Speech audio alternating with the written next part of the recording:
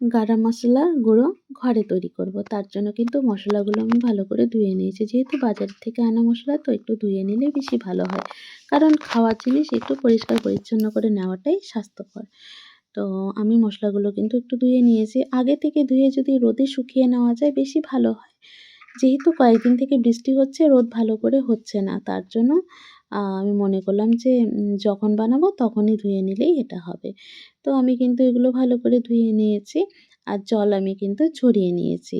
এর মধ্যে এখন গায়ে যতটুকু জল লেগে আছে এগুলো কিন্তু কড়াইতে দিয়ে যখন ভাজা করব তখনই কিন্তু এগুলো শুকিয়ে যাবে। আর একটু ভাজা করে নিলে ভালো হয়। আমি জায়ফলগুলো একটু ভেঙে, ভেঙে দিয়েছি। কারণ গোটা জায়ফল মিক্সিতে দিলে আম ভালো গুঁড়ো নাও হতে পারে, সেজন্য আমি একটু ভেঙে, ভেঙে দিয়েছি। আর এখানে আছে এলাচি, দারচিনি, লং, জয়িত্রী, জায়ফল আর তেজপাতা আর গোলমরিচটা একদম শুকনা তো আগে ধুয়ে যেহেতু আমি শুকিয়ে রেখেছি সেগুলো পরে এর মধ্যে দেবো। এই যে দেখো সব একসাথে দিয়ে আমি একটু আঁচ কমিয়ে ভেজে নিয়েছি। কারণ যেহেতু এটা রেখে, রেখে ব্যবহার করব, একটু ভেজে নিলে ভালো হয়। আর ভেজে নিলে গন্ধটাও আরও বেশি ভালো হয়। আর ঘরে বানিয়ে নিলেই কিন্তু গরম মশলা বেশি ভালো হয়। এর মধ্যে আরও কিছু অ্যাড করা যায়, কিন্তু আমার ঘরে যতটুকু ছিল ততটুকুর মধ্যেই আমি মশলাটা তৈরি করেছি। আর যেকোনো রান্নাতে যদি একটু গরম মশলা ছড়িয়ে দেওয়া যায়, এত সুন্দর গন্ধ হয়। আর গরম মশলার সুগন্ধতে যেন রান্নার স্বাদটা আরও বেশি বেড়ে যায়। তো আমি কিন্তু প্রায় কিছু, কিছু রান্নাতে গরম মশলা ব্যবহার করি। যেমন ধরো আলু ভাজা, পটল ভাজা এর মধ্যে তো আর গরম মশলা দেওয়া যায় না। আর বাকি কিন্তু ছোলার ডাল বলো, কাঁঠালের তরকারি, পটলের তরকারি, তো এগুলোতে কিন্তু আমি গরম মশলা ব্যবহার করি। মাছের তরকারি আমি ব্যবহার করি। আমার বেশ ভালো লাগে। তো তোমরা কে, কে এরকম করে ঘরে বানিয়ে গরম মশলা ব্যবহার করো? অবশ্য কমেন্টে জানাবে। আমার বাজারের থেকে কেনা গরম মশলার থেকে নিজে হাতে তৈরি করা গরম মশলা বেশি ভালো লাগে। তো দেখো ভাজা কিন্তু হয়ে গেছে। এগুলো কিন্তু একটু ঠান্ডা হতে দেবো। কারণ কড়াই থেকে মাত্র নামালাম তো, একদম গরম, গরমটা মিক্সিতে আমি দেবো না। আর দেখো কি সুন্দর মুচমুচে হয়ে গেছে।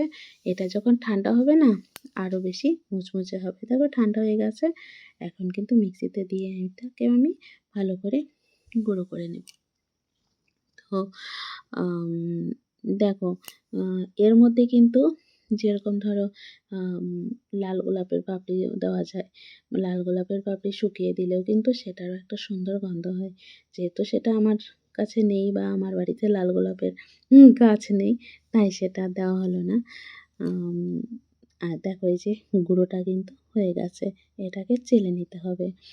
তো চেলে নেওয়ার পর কিন্তু যেটা মোটা দানাগুলো বেরোবে সেগুলো কিন্তু আমি ফেলে দেবো না। এই যে দেখো একদম চেলে রেডি করে নিলাম। গরম মশলা আমার একদম রেডি। এটাকে কৌটোতে ভরে রেখে দিলেই হয়ে গেল। তোমার যখন খুশি তখনই নিয়ে ব্যবহার করা যাবে।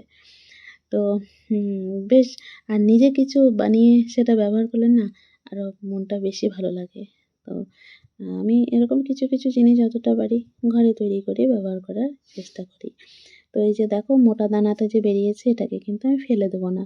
এটাকে কিন্তু আমি রেখে দেবো একটা কৌটোতে ভরে। এটা কিন্তু যখন চা বানাবো অল্প, অল্প করে চায়ের মধ্যে দেবো। চায়ের থেকে বেশ একটা সুগন্ধ বেরোয়, খুব ভালো লাগে। আর চায়ের মধ্যে তো এমনিও এলাচি থেতো করে আদা-টাদা এগুলো দেওয়া যায়। তো এই মশলাটা যদি একটু, একটু দিয়ে চা বানানো যায় তো বেশ চাটা কিন্তু একটু উম ভালো লাগবে। তো এটাকে কিন্তু আমি ফেলে দেবো না। রেখে দেবো চায়ে ব্যবহার করার জন্য। তো যাই হোক আমার গরম মশলা একদম রেডি হয়ে গেছে। তো এটাকে কিন্তু কৌটোতে ঢেলে নিয়ে অ্যাম ব্যবহার করলেই ব্যাস। এই যে দেখো একদম রেডি। কৌটোতে আমিও ঢেলে বেশ অনেকটা হয়েছে দেখো। তো আমার গরম মশলা গুঁড়ো রেডি। তো টাটা।